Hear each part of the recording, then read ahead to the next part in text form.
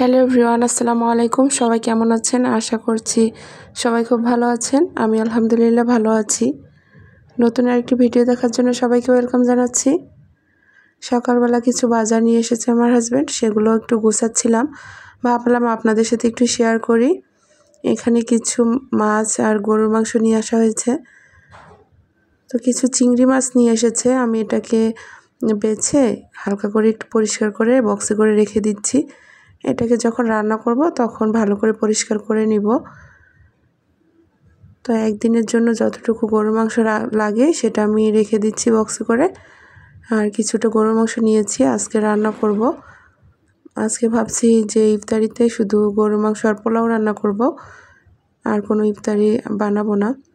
তো এখানে কিছু ছোট মাছ নিয়ে এসেছে। কাসকি মাছগুলোকে একটা বক্সে করে রেখে দিচ্ছি, কারণ কাসকি মাছ তো কাটতে হয় না, এগুলোকে বেছে নিব যখন রান্না করব। আর কিছু নদীর মাছ নিয়ে এসেছে। এই মাছটার নাম আসলে জানি না, কেউ জেনে থাকলে কমেন্ট করে জানাবেন।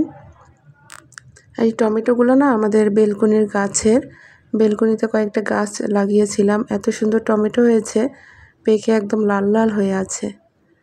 আমি সবগুলো মাছ মাংস বক্সে করে ফ্রিজে রেখে দিচ্ছি। সকালের দিকে এই কাজগুলো একটু গুছিয়ে রাখলে ইফতারের আগে কিন্তু ঝামেলা হয় না।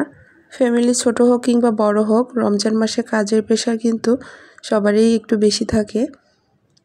তো এইভাবে করে যদি একটু গুছিয়ে রাখা যায় তাহলে কিন্তু খুব বেশি ঝামেলা হয় না। আমি এখানে রান্না করার জন্য কিছু গরুর মাংস নিয়েছি। গরুর মাংসটা এখন রান্না করে নিব। আমার যেহেতু লাইনের গ্যাস আছে, তো গ্যাস তো খুব একটা থাকে না। এখন 10:30 11টার মতো বাজে। দেখলাম যে সামান্য একটু গ্যাস আছে, এতে করে মাংস রান্না হয়ে যাবে। এজন্য মাংসটা বসিয়ে দিচ্ছি। আর গরুর মাংস রান্না করে রাখলে পরে গরম করে খাওয়া যায়।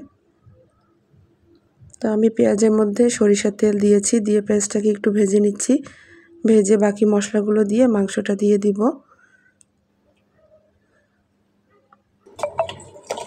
তো মশলার সাথে মাংসটাকে ভালো করে একটু মিশিয়ে নিয়ে 2টা সিটি দিয়ে নিব। টাটকা মাংস তো খুব বেশি রান্না করার দরকার হবে না। তো আমি এই তো মাংসটা রান্না করে নিয়েছি। আর এদিক দিয়ে একটু ইফতারির আগে পোলাও রান্না করে নিচ্ছি। পোলাওটা গরম গরম খেতে বেশি ভালো লাগে।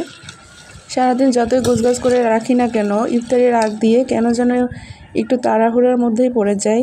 তো আমি যে কিছু স্বামী কাবাব বানিয়েছিলাম সেখান থেকে কয়েকটা ভেজে নিব, আর কিছু বাঁধাকপির পাকোড়া বানাচ্ছি। তো এই ছিল আজকে আমাদের ইফতার। আশা করছি ভিডিওটি ভালো লেগেছে। যদি ভিডিওটি ভালো লেগে থাকে অবশ্যই একটা লাইক দেবেন, জানাবেন কেমন লাগলো, আর আমার চ্যানেলটা সাবস্ক্রাইব করবেন। সবাই অনেক বেশি ভালো থাকবেন, আমাদের জন্য দোয়া করবেন। সবার জন্য রইল অনেক দোয়া, শুভকামনা। সবার রমজান অনেক ভালো কাটুক, সেই শুভকামনায় আজকে ভিডিও শেষ করছি। আল্লাহ হাফেজ, আসসালামু আলাইকুম।